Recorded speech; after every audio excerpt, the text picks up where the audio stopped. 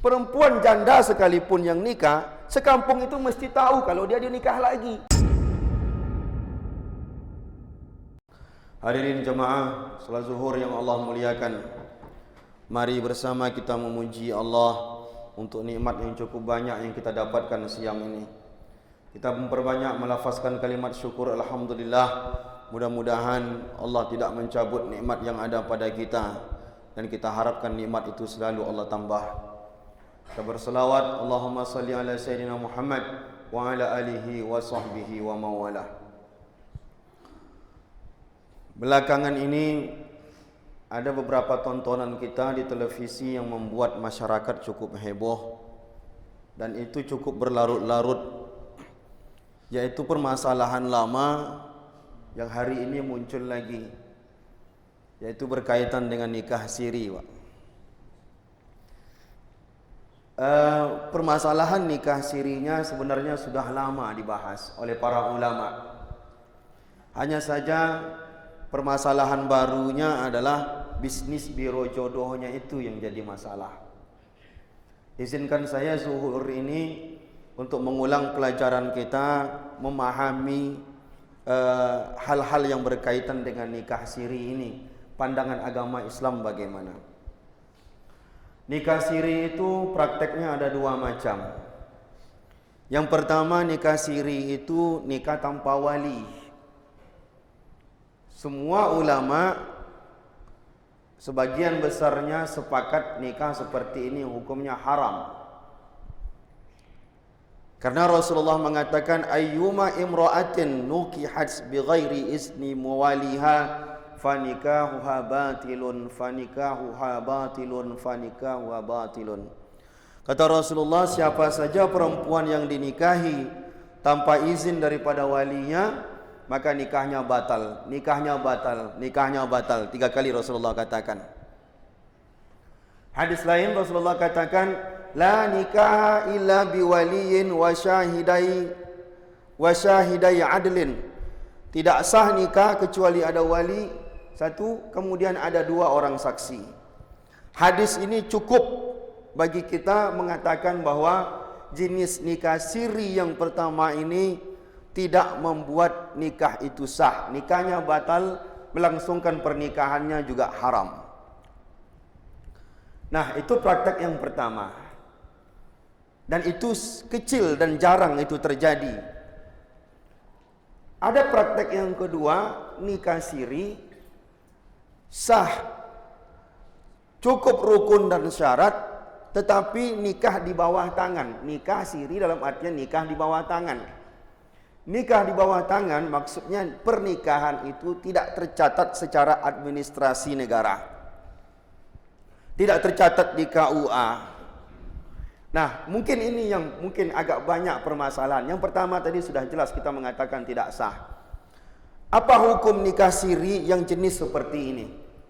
Tidak tercatat, tetapi cukup rukun, cukup syarat, maka dia sah.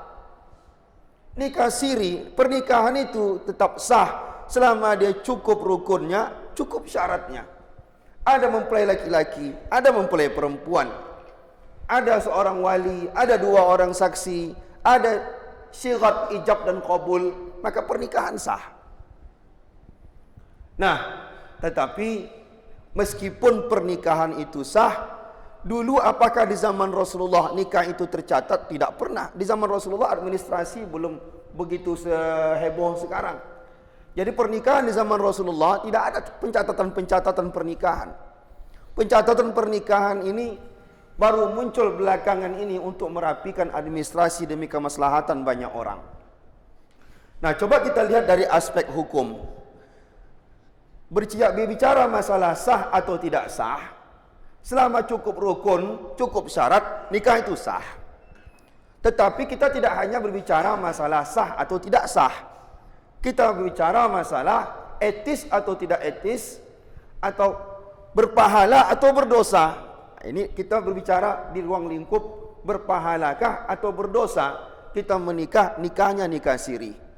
Maka untuk menentukan apakah dia berdosa, apakah dia haram pernikahan ini, kalau perkara sah kita tak debatkan. Udah jelas dia sah. ada rukun, ada syarat. Tetapi apakah pernikahan itu mengandung dosa atau tidak? Maka untuk menentukannya, coba kita merujuk dulu kira-kira dampak yang lahir dari pernikahan siri itu apa. Maka banyak aspek kita melihat. Aspek pertama adalah banyaknya, lebih besarnya dampak negatif dari dampak positif daripada nikah siri. Sah dan mudah menikah tanpa pencatatan KUA. Tetapi dari sisi negatif ini cukup besar.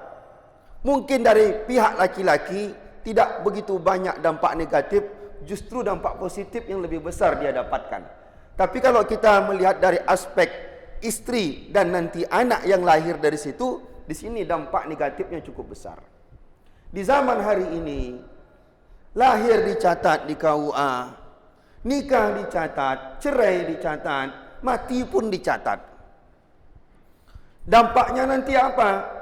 Dampaknya nanti misalkan terjadi perceraian, cerai hidup, maka akan muncul banyak masalah.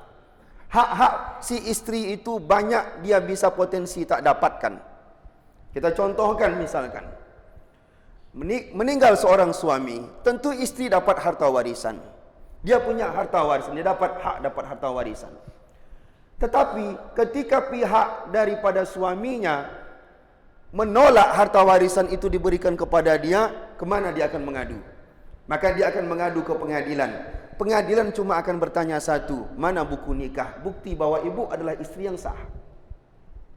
Kalau seorang istri tak punya buku nikah, pencatatan yang sah, maka pengadilan bilang tidak, kami tak mau ngurus. Itu dampak contoh saja, contoh dampak negatif yang pertama. Maka dia tak akan dapat harta warisan. Terjadi lagi misalkan cerai hidup. Maka semestinya seorang suami dia mesti menafkahi anaknya. Meskipun sudah terjadi perceraian, tapi anak tetap jadi tanggungjawab dia untuk menafkahi. Kalau sang suami menolak untuk menafkahi, maka si istri dan si anak ini tak tahu harus menuntut ke mana. Dia hanya bisa menuntut secara pribadi, tetapi tidak ada kekuatan hukum kerana tidak tercatat secara resmi. Maka dampak negatif, potensi negatifnya sangat besar. Anak ini mau sekolah minta mana buku nikah ayah. Anak ini mau sekolah akan diminta KTP orang tua, sedangkan di KTP orang tua itu sendiri belum berubah statusnya. Diminta kartu keluarga juga mesti dipecah kalau sudah nikah. Sedangkan kalau nikah siri bagaimana dia bisa mecah kartu keluarganya? Maka dampak negatifnya cukup besar. Islam, Rasulullah mengatakan, la darara wala dirara.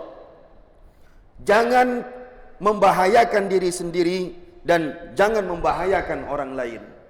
Maka kalau kita merujuk kepada hadis ini, maka besarnya potensi negatif yang akan dilahirkan, bahaya yang muncul. Nikah ini memang sah, tetapi pernikahan ini berlangsung dengan, meskipun sah, tapi perbuatan pernikahan itu akan menimbulkan dosa. Kenapa? Karena kita telah menempuh suatu jalan yang jalan itu mendatangkan bahaya untuk diri kita dan orang lain. Itu aspek pertama.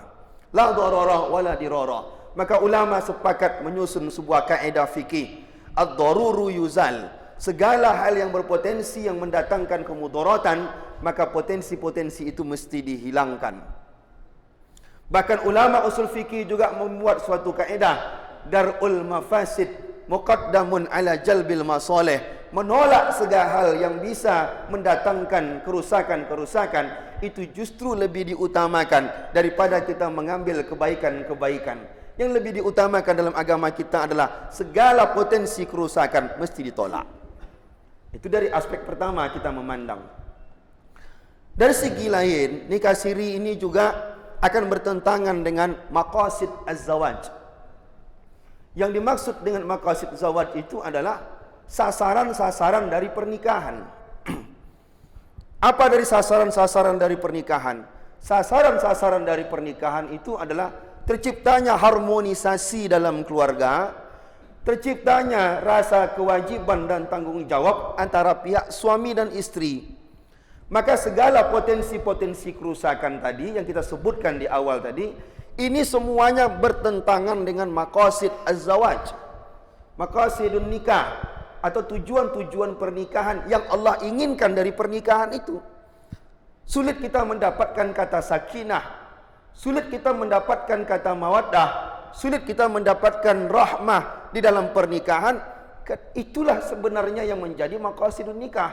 Segala bentuk pernikahan yang berpotensi menghilangkan semua maqasid-maqasid ini, maka itu mesti ditolak.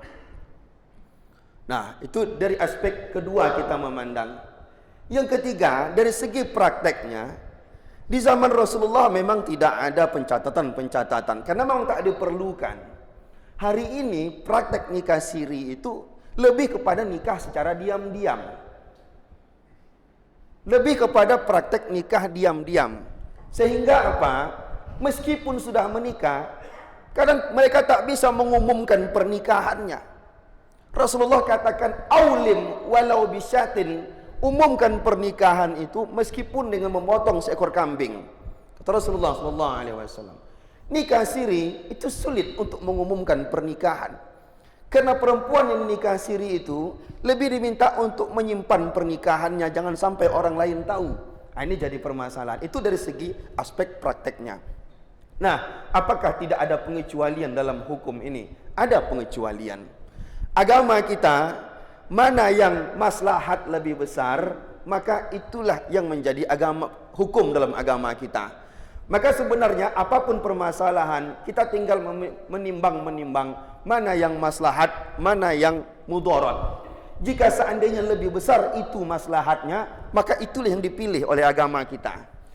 Undang-undang pernikahan tahun, kalau tak salahnya 74 itu, memang menyulitkan orang untuk menikah yang kedua kali. Itu memang menyulitkan orang untuk menikah yang kedua kali. Akhirnya banyak orang tidak menikah lagi, tapi prakteknya pergaulan bebas semakin besar. Orang-orang Eropa hari ini mereka mencela.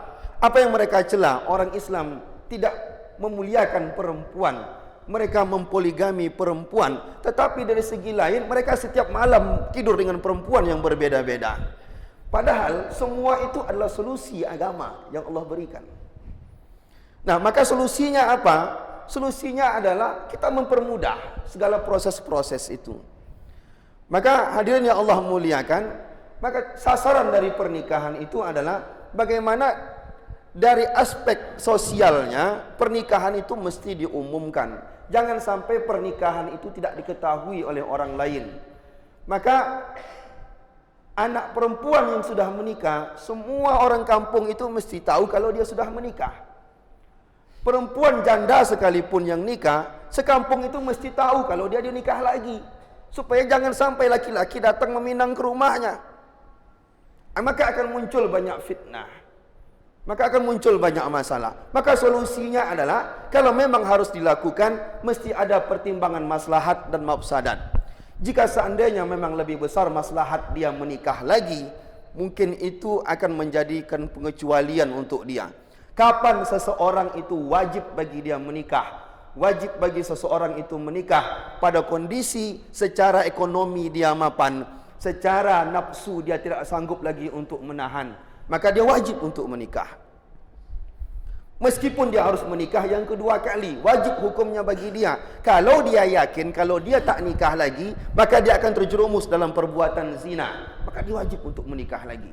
Baik itu nikah pertama, yang kedua atau yang keberapa sekalipun. Maka yang paling penting di sini adalah pertimbangan maslahat dan juga pertimbangan mafsadat. Solusi yang kedua adalah, maka mesti dipermudah proses pernikahan ini. Masyarakat kita memang masih tabu dalam hal menikah 2, 3 sampai 4. Tetapi ketika Allah membolehkan itu, tentu memang ada maslahat yang ingin Allah capai di balik semua syariat itu. Semua larangan Allah, semua perintah Allah, itu semuanya ada maslahat. Hari ini kita kasihan sekali. Kalau kita pergi ke sekolah-sekolah, baik itu sekolah SD, sekolah SMP, TK, banyak perempuan-perempuan yang menjadi guru, kadang sudah 30-40 tahun, mereka belum menikah. Kenapa? Karena memang jumlah hari ini perempuan jauh lebih besar dibandingkan laki-laki. Allah yang maha mencipta, dia tahu apa yang akan dia ciptakan. Dia akan menciptakan jumlah perempuan yang jauh lebih besar dibandingkan laki-laki. Karena Allah juga Maha tahu, laki-laki butuh kepada perempuan lebih besar daripada perempuan butuh kepada laki-laki. Maka hadirin yang Allah muliakan, sangat sulit kita untuk merangkum semua ini. Yang paling penting adalah bagi kita, bagaimana kita bisa menimbang antara mana yang maslahat, mana yang mafsadat. Kalau seandainya memang itu lebih besar maslahat, disitulah agama kita berdiri yang membolehkan. Jika seandainya lebih besar mafsadatnya daripada maslahatnya, di situ juga agama kita berdiri untuk menghalang kita melakukannya. Assalamualaikum warahmatullahi wabarakatuh.